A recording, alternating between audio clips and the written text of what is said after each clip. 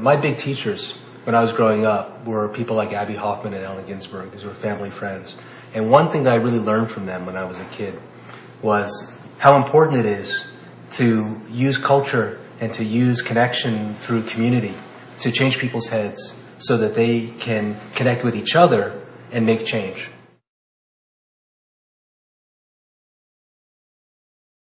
Douglas Engelbart, who is really the great genius that every American school kid ought to know about, who invented the personal computer and the way that you use it back in the early 50s. His initial vision behind all of these tools was, he didn't do it to get rich. He didn't do it because, he wanted to be the biggest businessman on the planet.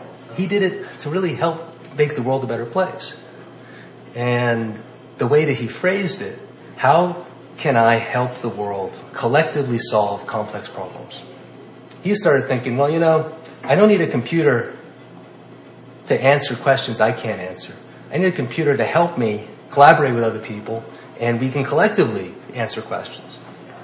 And he got a vision in the early 1950s of somebody sitting at a desk with a screen and a keyboard and a wire going out of the back of that screen, connected to the same kind of device somewhere else, and two people manipulating symbols on these screens, and they're collaborating.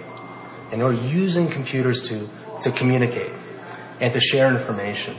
And essentially, this was the beginning of the whole idea of distributed online networks. One of the most amazing things about the internet is that it's a distributed network. It's not a centralized hub where all the information is held at the center and you sort of stuck at the end dealing with the center, trying to find out what's going on.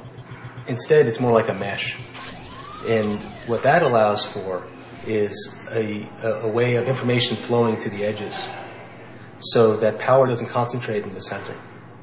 The old media paradigm, essentially the broadcast model, was, every day something happens in the world, it's news, it gets gathered at the office of the newspaper or of the television station, and it gets broadcast out, because a handful of people basically decide what's important and want to tell the rest of the world what's important. This new model, this distributed media model, enables anybody in the mesh network basically to see something that's important that's going on and get it out to everybody else in the network. What it also allows for, if you design digital identity technology, is for everybody in the network who share certain interests to find each other, connect, and then self-organize.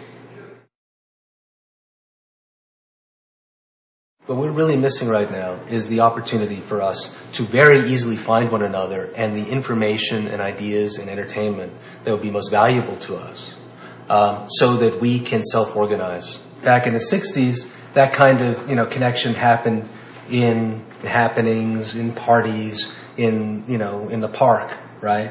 But for various reasons now, people are much more kind of isolated in their own kind of universe, and they're using the internet to sort of to connect with each other. The problem is that the way that they're connecting with each other through places like Facebook and MySpace is, within these, what they call a walled garden, within these silos that are controlled by corporate interests. And the only way that you can express yourself within Facebook or MySpace is using personas that are created through these tools that are designed in order to make other people money.